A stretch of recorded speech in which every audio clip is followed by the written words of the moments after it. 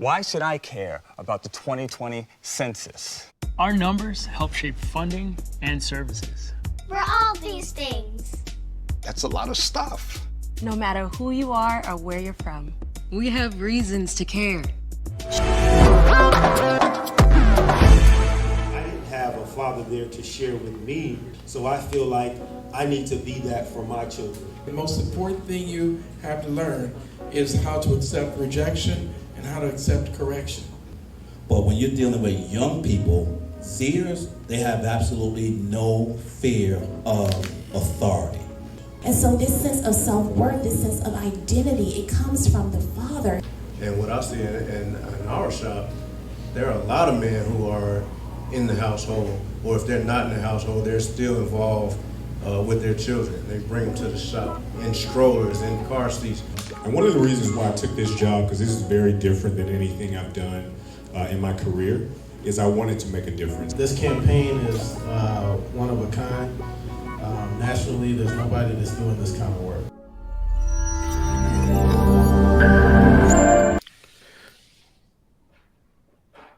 Check 1 2, check 1 2.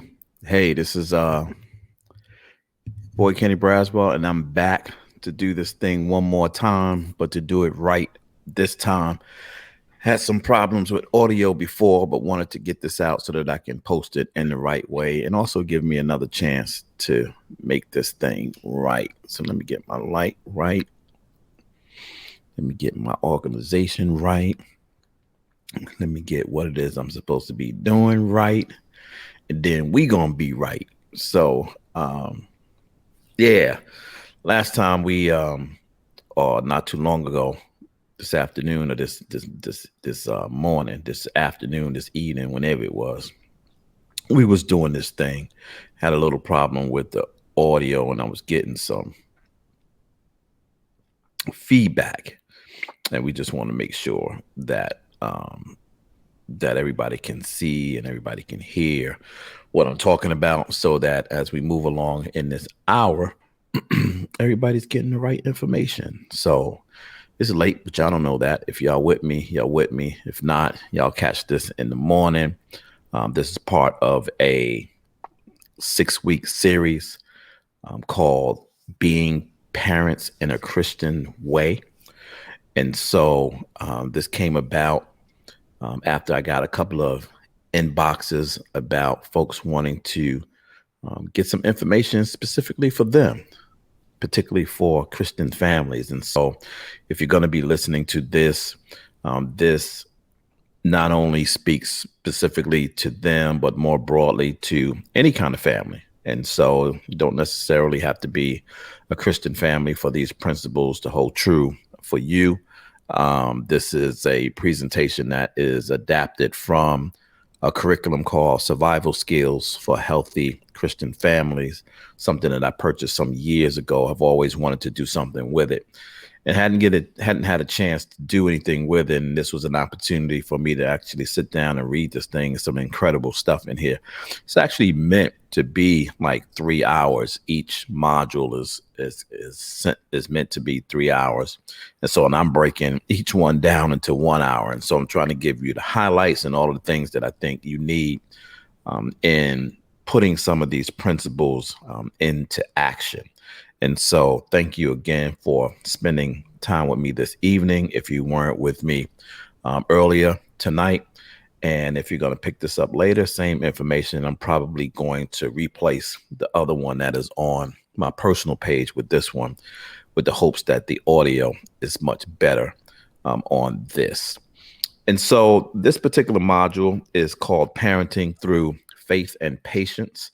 And tonight we're going to be talking about how to be parents in your house under these stressful times of this health crisis, and some of the things that you can do as parents, and some of the things you can do not only in your parenting, but also in your relationship. And so we know that many of you are in tight quarters, may not be used to it. You may be used to it. The kids add a different element to that mix. And so we want to make sure that we give you some things to manage them as well, and to give them some tools to manage themselves so that the house runs smoothly, because we don't know when this is going to end. And so we're just going to have to buckle down and get ready for the long haul, right? And so that is something that I hope to help you with through this series called Parenting in the Christian Way. And we're going to start with part 1. And part 1 is called Parenting Through Faith and Patience. Well, there's one thing that we know about humans, right? We know that human beings were created for relationship. We were not built to be alone. We were not built. I think something says a man is not an island, right? No man is an island. And so we weren't meant to be by ourselves. And that is why this particular time is so difficult for everybody, because we're just not used to being alone and being in our homes and not having any interaction with others. And so we're strained by that. And as you can see, when you go through communities, there are still people not taking this thing seriously.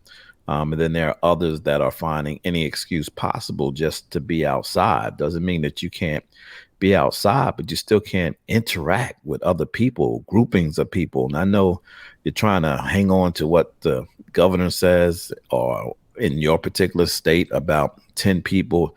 Listen, one person, right? One person, or 2 people, I'm sorry, is one person too many to be around. If you're haven't been living with them and you guys haven't been in the same environment, you can't look at somebody and tell whether or not they have COVID-19. That's not a mechanism of telling, right? And just because they're not coughing, or just because they're not sneezing, or just because they don't have a fever, there's a lot of individuals we're going to find out at the end of this thing that actually had it and did not show any symptoms. They're already talking about that there are those kinds of people out there. So we need to be mindful in understanding that we were created for relationship. We were created to be together. And that is part of what the yearning is, to get back to our relationships in schools and at work and at church and in public, and our friends and just random people walking through the mall and going to the supermarket and those kinds of things. And so it's very difficult for us to be in this moment where relationship is so, there's so many boundaries around being in relationships. But we know, and I believe, that God has created each person with 2 basic emotional needs, right? And so 2 things that as humans, we just need and can't survive without it, or we struggle very mightily without it. The first thing is to be somebody special, to stand out, right? To be unique. All of us want to be unique. We want to stand out. We want to be special. We want people to treat us special. We want people to see us special. That's in every last one of us. All of us want to see and want to be special in somebody's eyes and in somebody's life, right? And in somebody's space. We want to be recognized. We want to be affirmed, right? We want to be told that we have relevance and unique relevance in the lives of others. And so that's a basic emotional need for us. The second need is to belong, right? We're just talking about belonging, and relationship is about belonging to something, right? To have friends and connections and relationships with God, right?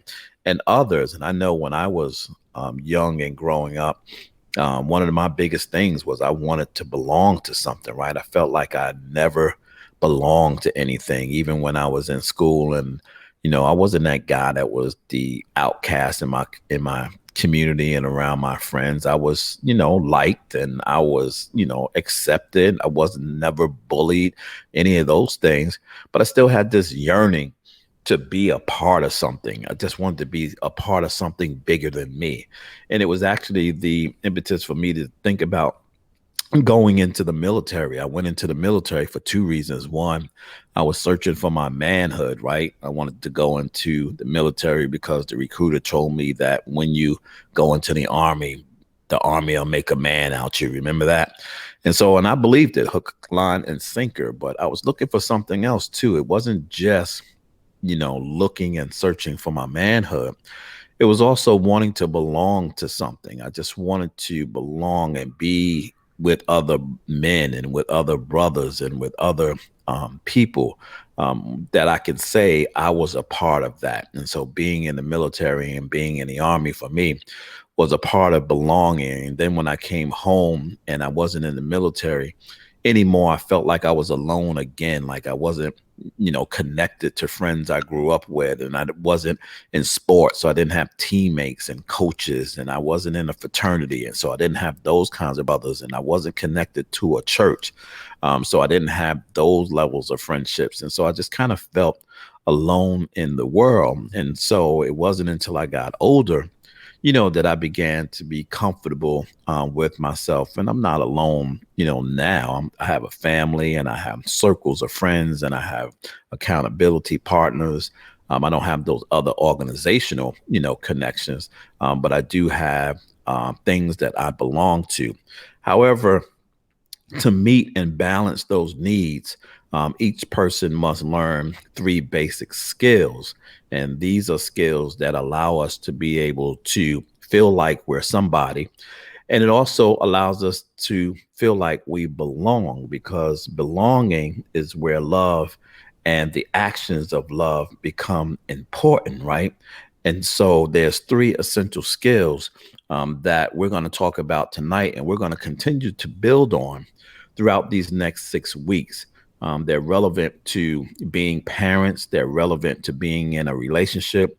They're relevant to life, period, right? And just in any kind of relationship. And there are 3 skills that we believe that all humans should master, right? The first one is to speak. And so to speak means to open up your mouth, right? To be heard so that people can know that you exist, and you can voice your opinions, and you can say what you feel, and you can feel special and feel like you belong when someone hangs on your every word.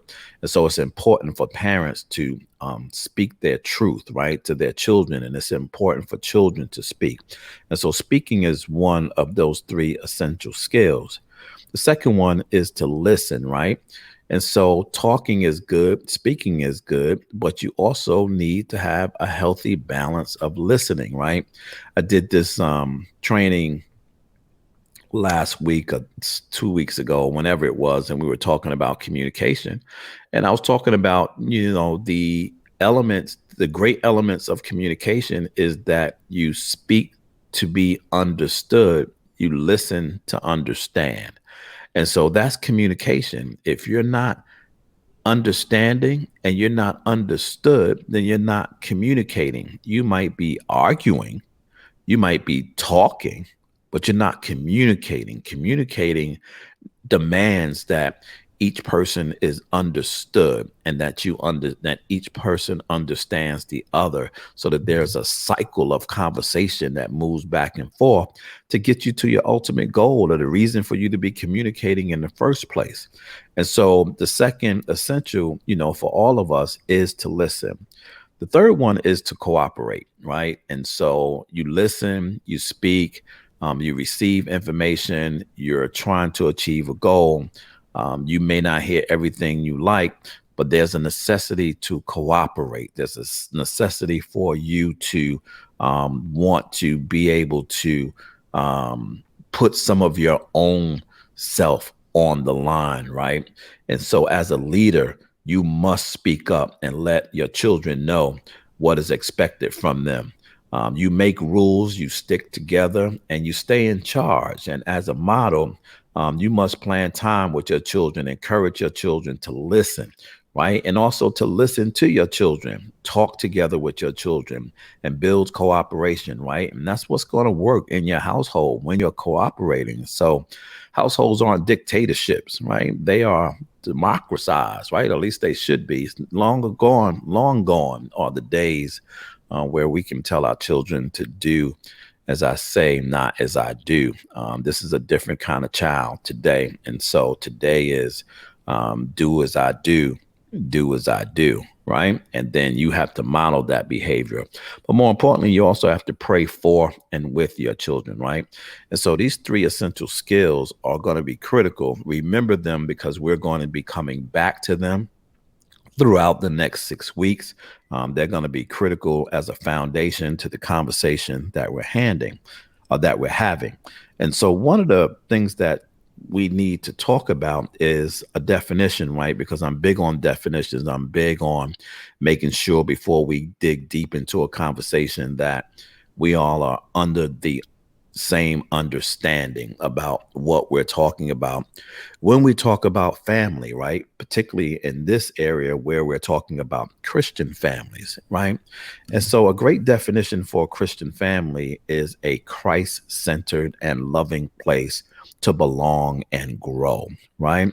And so in your household, right, if you are a Christian family and you really want to belong and grow, love is one of the key ingredients to be able to do that. And if you're Christ-centered, love is a part of that DNA, right? We love God, right, with all of our hearts. He loves us.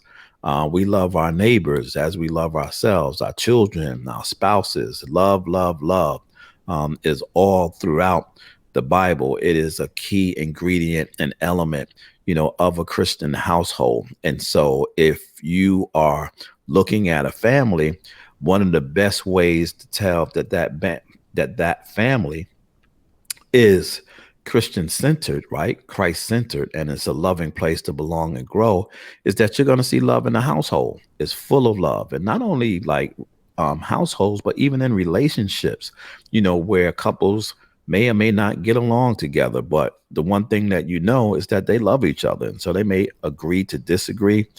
They may even be that couple that you see arguing all the time, right? But they do it in the spirit of love, so that regardless of what they may be thinking or what they may be saying, that they still have the ability to stress that they love each other. But let's see what the scripture says about love, right? Because the scripture says a lot about love, just like I just said. This is probably one of my best passages as it relates to love and talking about love. It's in 1 Corinthians 13, verse 3-7. And this particular one is in the Message Bible. I like the Message Bible.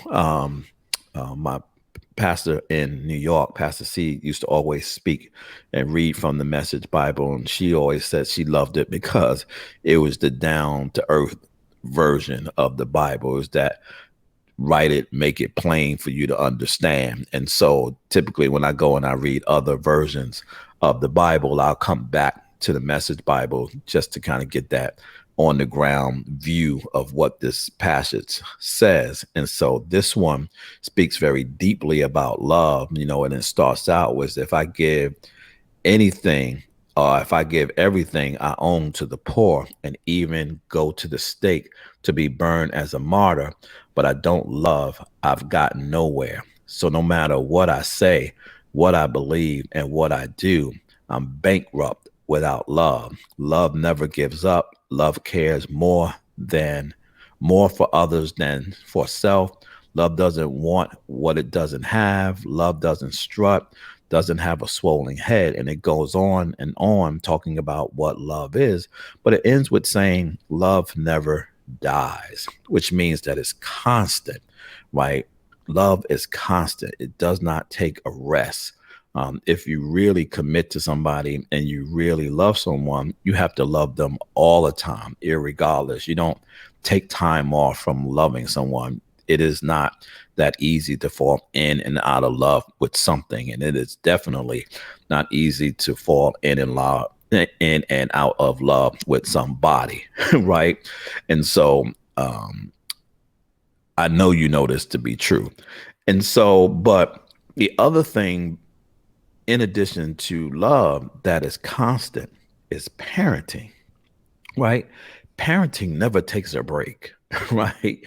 You can't take a break from parenting. You can't leave parenting, particularly if you're going to be a responsible person. Now, if you take a break from parenting, it's because you're not adhering to your responsibility, which is a whole nother conversation, right? But we're talking about somebody who is responsible for parenting, and they're parenting their children. And so we know that parenting is nonstop. It doesn't rest. Even when you're asleep, you still parenting, right? Because you never know when that child is going to cry out for you in the middle of the night, and you have to jump up to go and take care of that child, or to help them go back to sleep, or to go to sleep, right? Or to wake up, or whatever it is you need to do. On vacation, just because you take vacation, if you got kids, you may be taking a vacation from your job, but you ain't never on vacation from your kids. Even if you go on vacation away from your kids, you're still on duty, right? You're still on parenting duty. And so when we kind of wind back to that thing about love and how you see love in your households and in your relationships, love creates a pattern.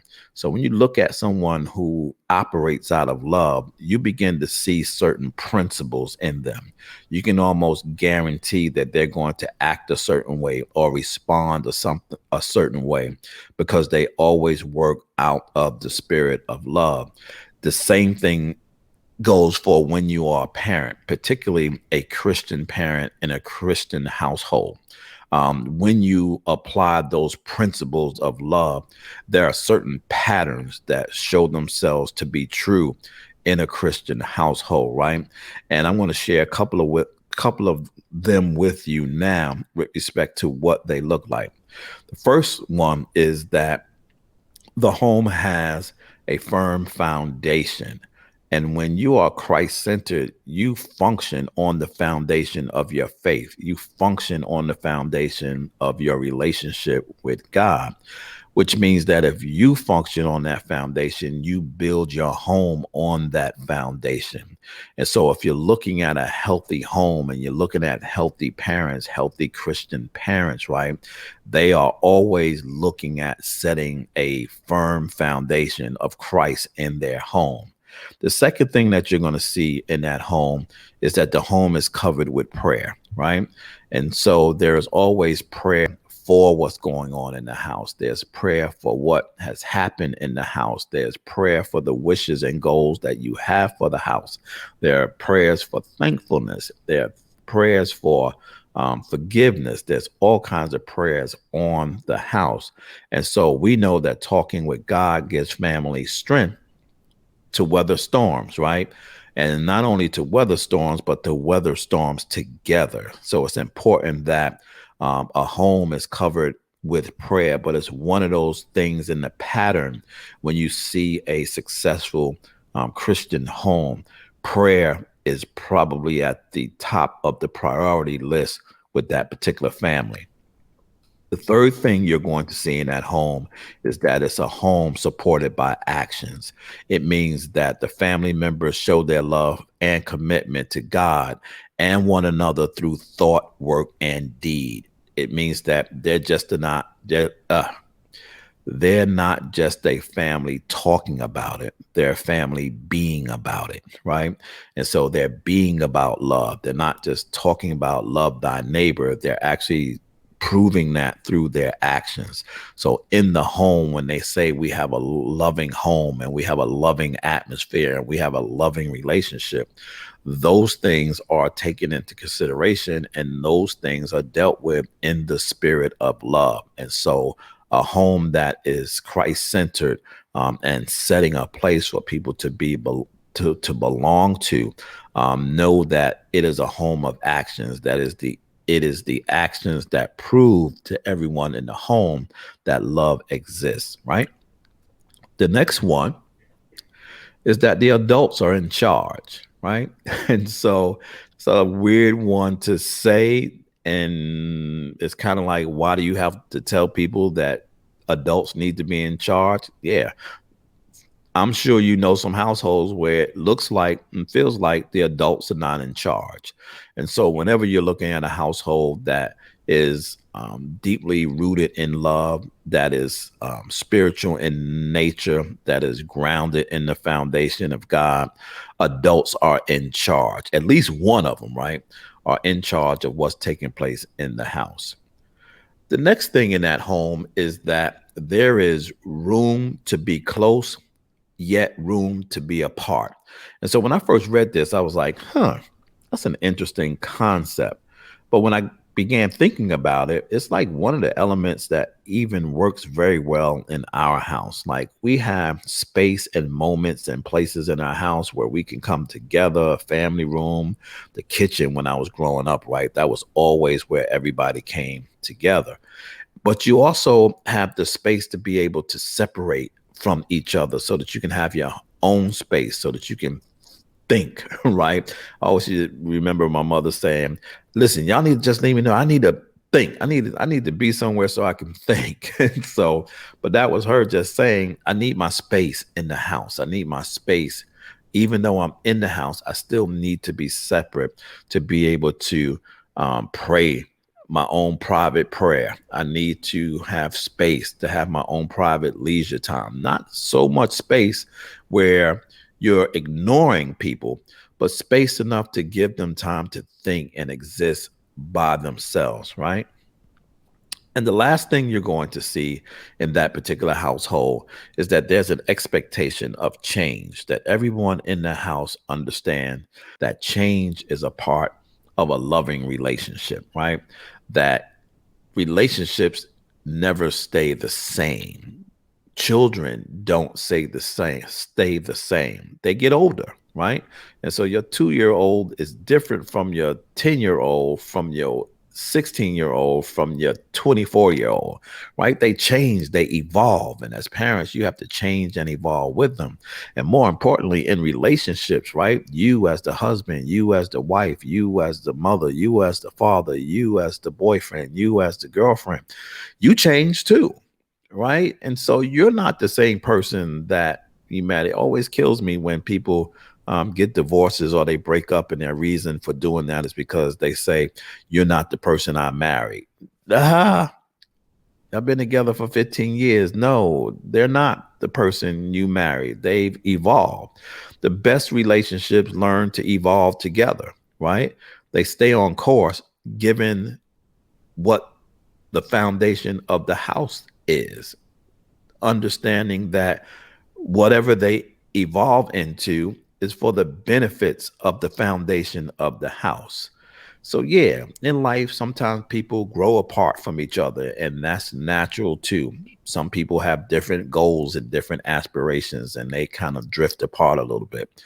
But for the most part, people can evolve together under the same rules and under the same goals. And so this is what that house looks like, right? So when you're looking at this healthy home, if you need a visualization of this home, you see that the roof is the prayer. The house is covered in prayer, right?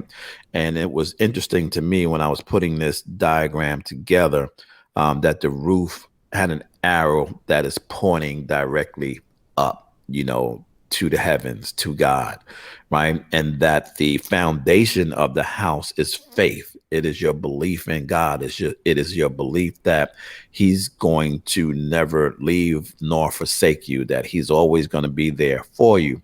And then the walls become your actions. Those are the boundaries, the things that you do in your house. Create the boundaries of your home for not only comfort, but also for protection, right? So walls aren't always about keeping things out. Sometimes walls are built to keep things in. And then you see the other elements in there. And again, you see the speak, listen, and cooperate. And we're going to be talking more and more about that over the next 6 weeks. But parenting, right, is one of the actions that are taking place in that home. Is one of the more critical things that are taking place in the home, which is why we're doing this series. It is to talk about the very specific element of parenting. So, right, there's a lot of things going on. There's a lot of things we could talk about that's going on in the home. But this parenting thing is something that many of us struggle with, because we were not given the best example of how to do it, right? And how to do it in a way that it is more likely to be successful long term.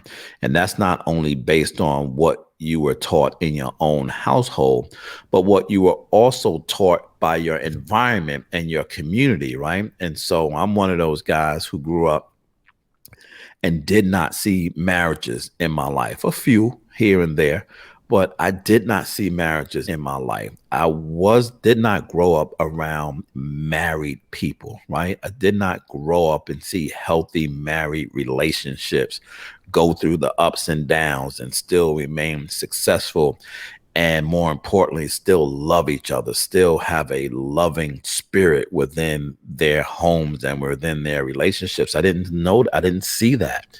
So I didn't know what that looked like. I didn't know how to build that. It took me years of mistakes and years of messing up to figure out how to have an actual loving relationship and create a loving environment and build a loving home, right? And so we don't all just wake up in the morning and know how to do that. Some of us really have to be taught how to do that and what it looks like. And so parenting for us is a commitment, right? It's a commitment to raise our children. And so if you have a home and you have children, parenting is a commitment. It's not just a job. It's something that you have to put your whole heart and soul into, because children didn't ask to be here, right? They didn't ask for you and mama and daddy to get hooked up. They didn't ask for that. And they don't ask for the environment that they're in, right? They're in the environment that you made for them. They're in the environment that you set for them.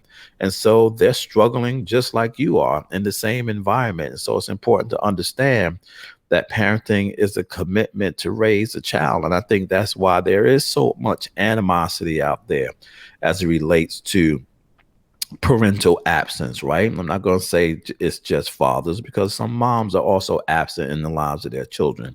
So parental absence, it don't really matter whether it's mom or dad. It's the same outcomes, right? It's the same sense of lack of belonging, right? From a child who did not grow up with the parent who birthed them. And so that has a takes a heavy toll on a child. But understanding that there's also two main jobs that a Christian parent must do. They got two jobs, right? They have all these other responsibilities and all of these other traits and all these skills. Parenting ain't easy, right? And so don't let nobody tell you that parenting is easy. It's not easy, and it's constant. It never sleeps. Parenting never sleeps, right? And so, but there are two main jobs of a Christian, right? Two main jobs of a Christian parent, but not only a Christian parent, any parent. It really doesn't matter whether you single, whether you married, non-married, long distance, non-resident. It really doesn't matter. These two jobs for parents are a must. And those two things are that they must be both a leader and a model, right? A leader and a model. And that is because children need to be led, families need to be led, households need to be led, communities need to be led. But those things that you lead also need to see great models, right? To show them what leadership looks like in all its ways, not only in just its triumphs, but also in its defeats, right? And the only way that that happens is if you both lead and model at the same time. That's the new parenting demand, right? And back in, I ain't gonna tell you when I was a child, but back in when, right? The model was lead.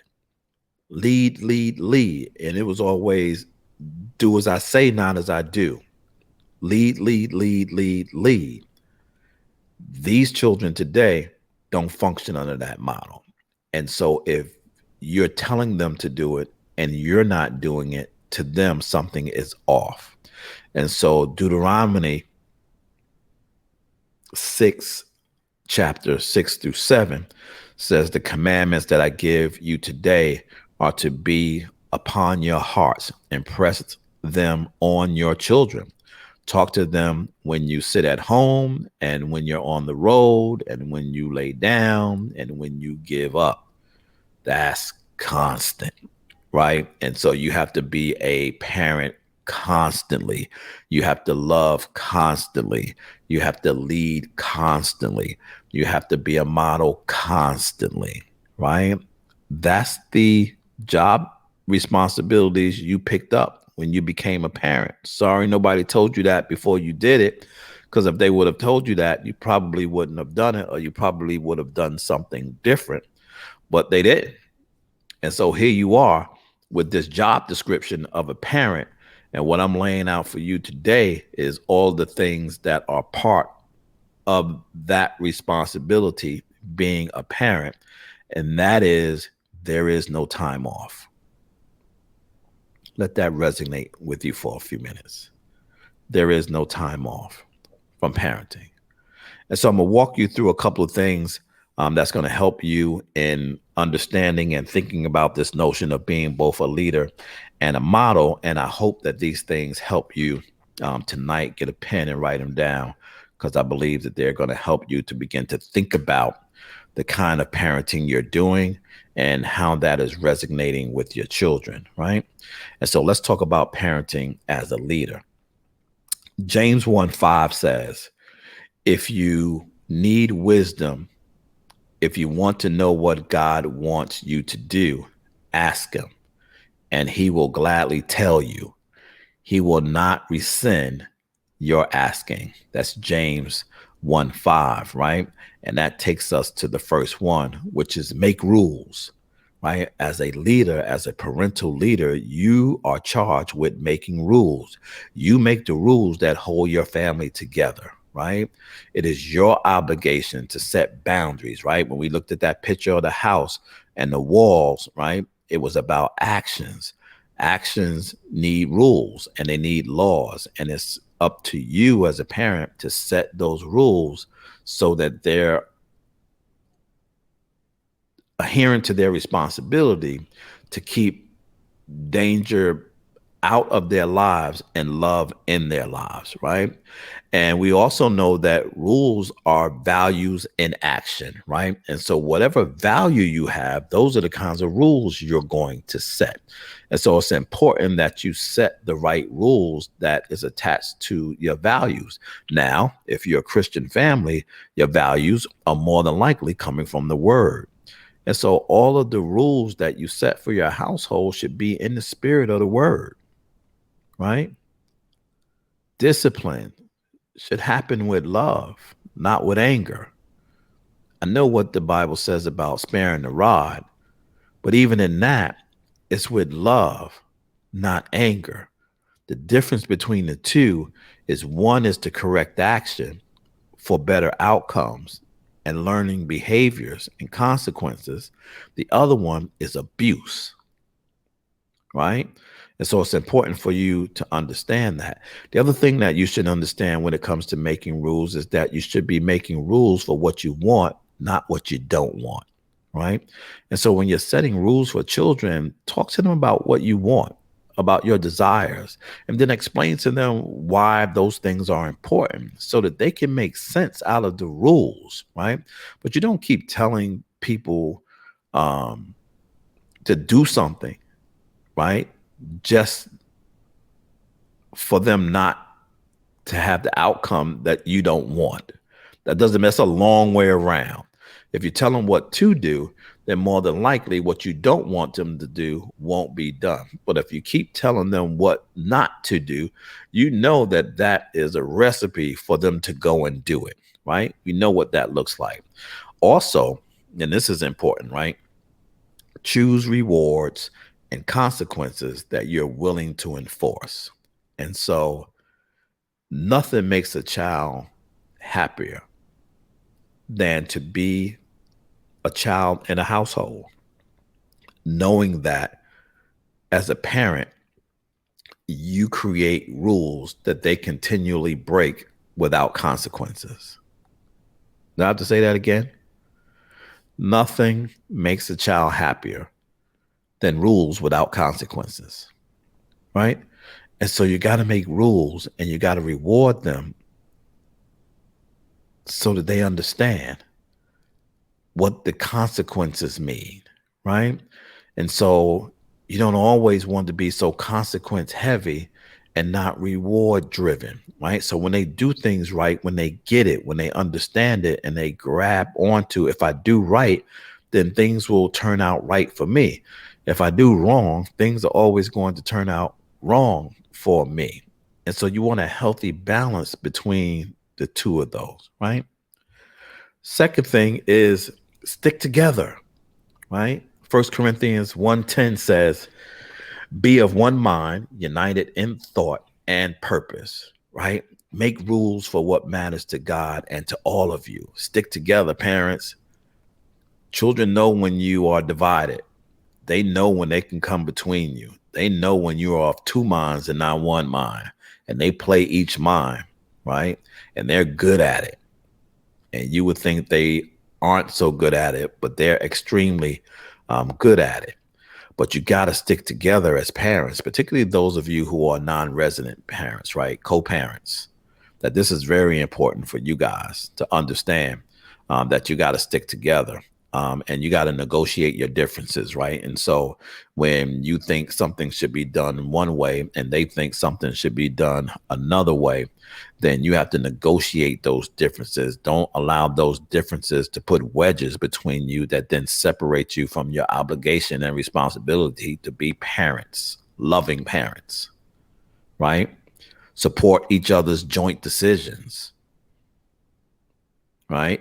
Every decision might not be 100% totally yours, but that's not how parenting works. Parenting doesn't work based on what you want or what they want. Parenting works based on what we want, right? And then when we don't want the same thing, we negotiate to a middle, right?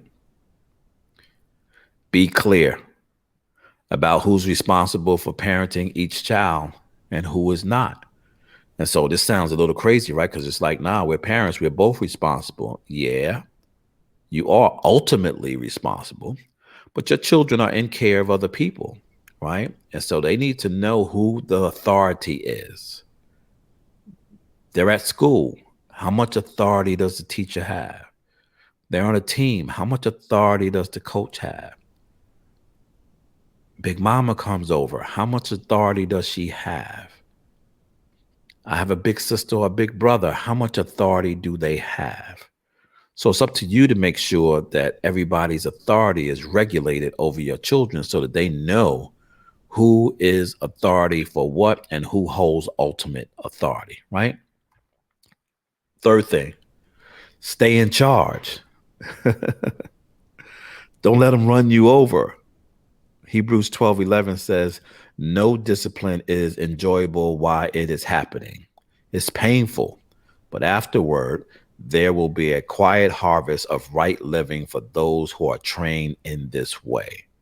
So there's a way to discipline your children. At some point, there's a lesson that I want to do that's actually a part of this book called The Alternate Way of Discipline.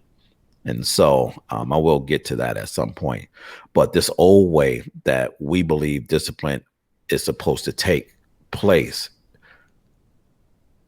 and we believe it's an okay thing for our kids because we say, I turned out all right.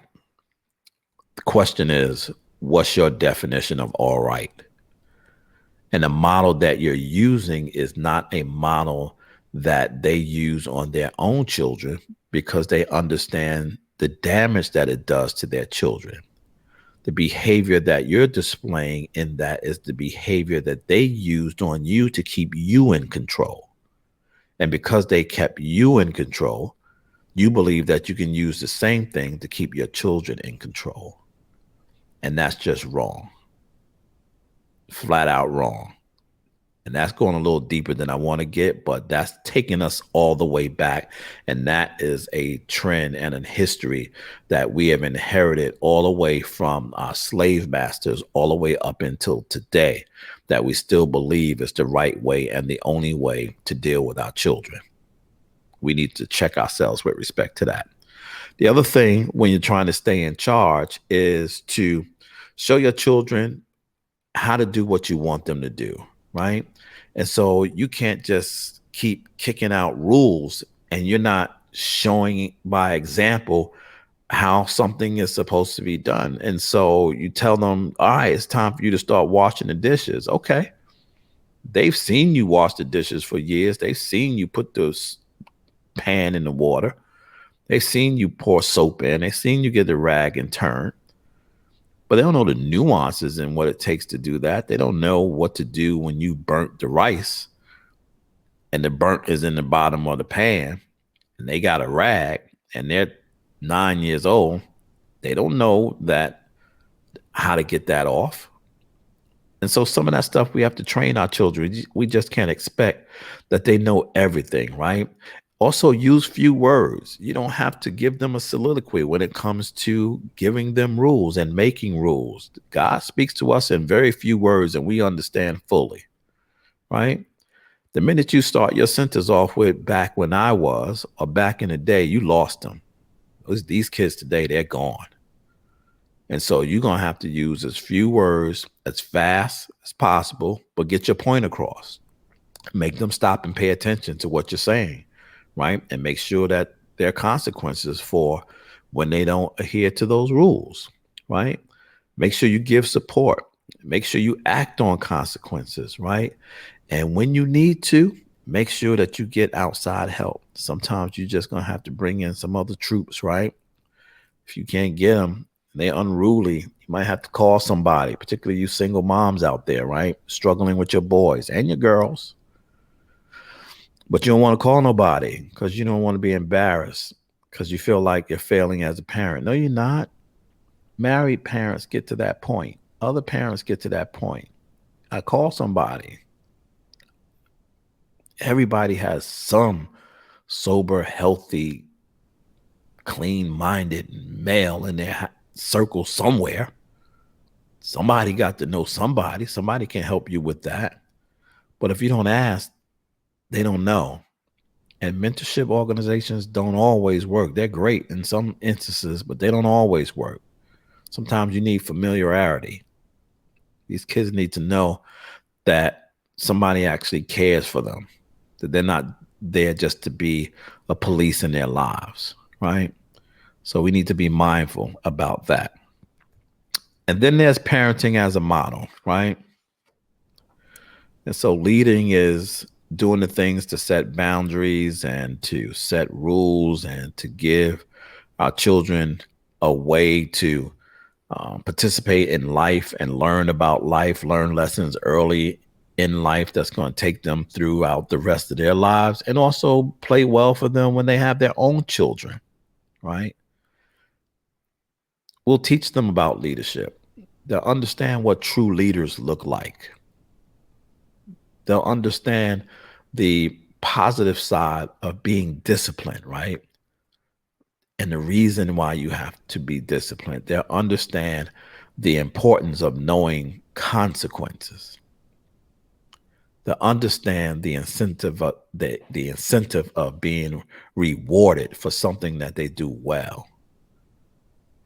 Right? That's parents as leaders. Parents as models, right? Is behaving the same way that I'd like to see my children behave in principle and values. Yeah, we might not do the same thing that we're asking them to do, but being on time is a principle, right?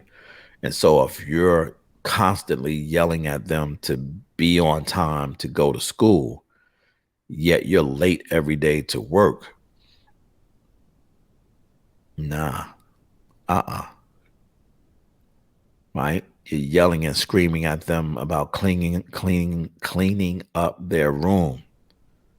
The house is a total mess. Your room is a total mess. Car is a total mess. Your life is a total mess.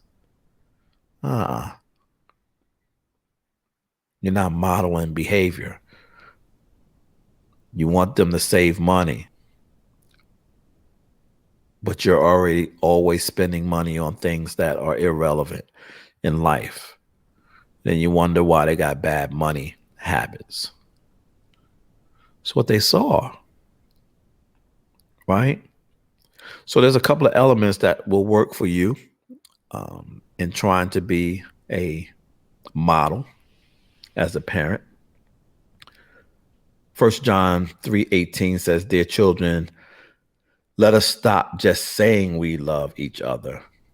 Let us really show it by our actions," right?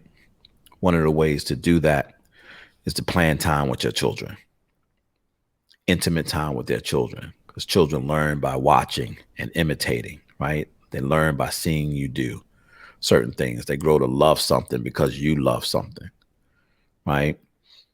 You think they're not paying attention to you playing Al Green all the time, and they may not listen with you. But at some point when they get older in life and you're no longer on earth with them, they'll hear an Al Green song and be like, my parents used to listen to that music. I need to listen to some Al Green right now because it'll comfort me. Right? And so be mindful that they're watching.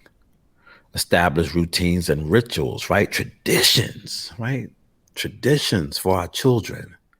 Like, what's your traditions for Christmas and for the summer and for spring break and for the weekend and for Friday night? What's your rituals? What's your traditions? What's your routines, right? Doing something that they expect to have happen each and every day or each and every time. And this is an important one as well. Take time alone with each child, right? It's extremely important that each child has their own intimate space with their parents, their own intimate things that the other siblings don't share, that they just share with you, your thing. So it's important to do that for their self-esteem and for their intimate love of you, right? Play and have fun with your children. Life is serious right now. It's a lot serious in the world. But it's important right now that we find times to relax, relate, and release. Just a little something, right? Encourage your children. Praise them, right? Identify their successes. Make sure that they know what they're doing right. No child wants to believe that everything they do is wrong.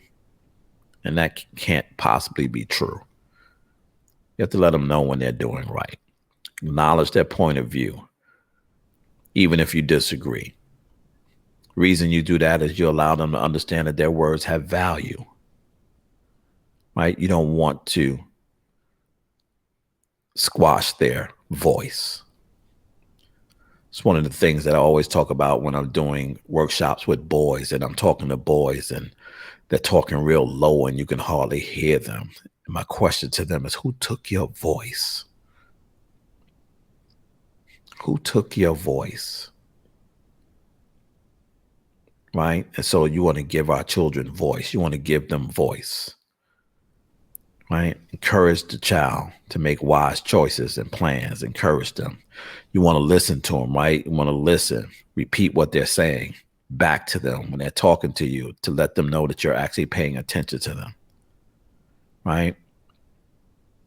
Just to let them know that you're listening. Save the teaching stuff for later. But in the moment, be in the moment with them. Put your phone down. Right? Put your phone down. Put your phone down. In fact, leave it in the other room. Give them your undivided attention. Talk together with your children, right? Encourage your children to talk with you when things are right so that they feel comfortable in coming to talk to you when things aren't so right or when they might be afraid to talk to somebody. They feel comfortable in coming to talk to you, right? Show your children who you are. Let them see intimate sides of you, things that other people don't see. Let them know that you have emotions. Dads, sons, let them know you can cry, that you do cry, right? That you do love. And have family meetings, right? Involve your children in decision making. So have family meetings so you can come together and talk about the things that are going on in your family. You never know how they might be able to contribute to that conversation. And then lastly, pray together with your children. Like Philippians 4:6 says, don't worry about anything. Instead, pray for everything. Tell God what you need and thank him for all he has done, right? Teach your children to thank God for each other, for the successes, and for the challenges. To be thankful, right? Can't ask them to pray and teach them to pray, and you're not modeling the same behavior for them. Pray for wisdom, discernment, right? Teach them how to do for that, their own understanding. Pray for God to give them understanding about some of the struggles in their lives. And then lastly, teach them to pray for the needs of others, the struggles for others, the challenges for others. This is a great time during this health crisis that they learn how to pray for those families who have lost loved ones and those who have been impacted by COVID-19, right? Children who don't have enough food in their house. It's a great time to teach them about what it means to pray for others. And so those are just the things that I believe can help you in creating a healthy home, right? And so we're going to spend the next 5 weeks teasing all of this stuff apart. And so, but tonight, I'm hoping that you got something out of what I said. If you can just put into the comments, if you're watching this, at some other time, tell me the one thing that you heard that you plan on doing with your family this week, that you're going to add to your routine or as a tradition. I would love to see that. And as a homework assignment until we get back together next Wednesday, right? I want you to do something fun and free together as a family. Or you can have a family devotion time or a family meeting. Try that. Put that into play. See how that works out for you. Be a great thing. Your children would love to see you enact that, right? Before the doors open up and everybody runs back to the world. Set the stage and set some standards and traditions in your household and normalize them before the world opens back up to them. And so we also have a free resource. And so we hope that you will take advantage of this resource that is on our website. In fact, it is called Co-Parenting During a Crisis, a little more detailed than what I'm talking about tonight. And so please make sure that you take advantage of that, as well as visiting our website at gentlewarriors.com, gentlewarriorsacademy.com. I'm sorry about that, gentlewarriorsacademy.com. And so we want to make sure that you see all of those things that I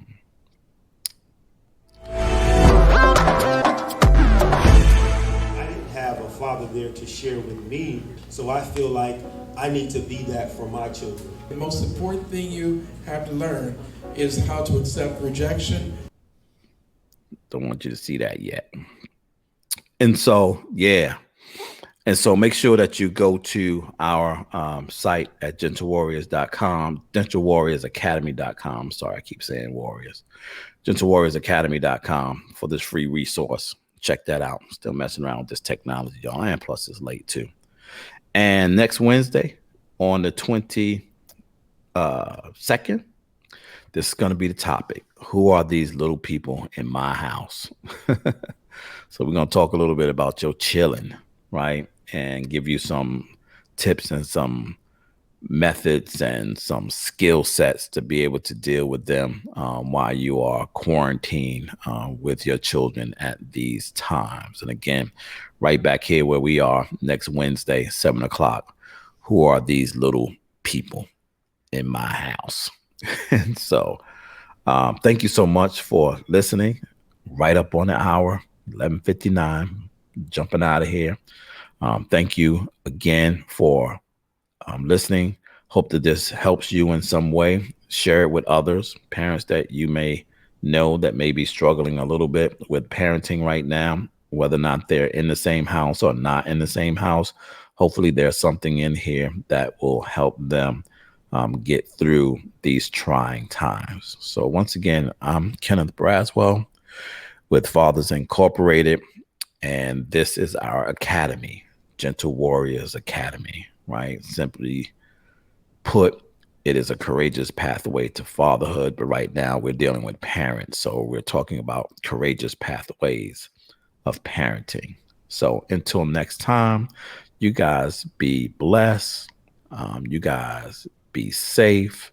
And I hope to see you here again next Wednesday. Yeah, next Wednesday. All right. Good night, y'all.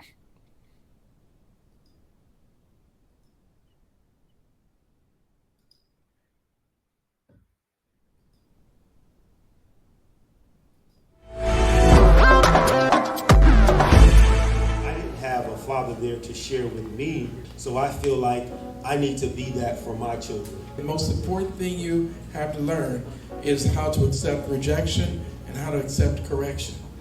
But when you're dealing with young people, seers, they have absolutely no fear of authority. And so this sense of self-worth, this sense of identity, it comes from the Father. And what I see in our shop, there are a lot of men who are in the household, or if they're not in the household, they're still involved with their children. They bring them to the shop in strollers, in car seats. And one of the reasons why I took this job, because this is very different than anything I've done in my career, is I wanted to make a difference. This campaign is one of a kind. Nationally, there's nobody that's doing this kind of work.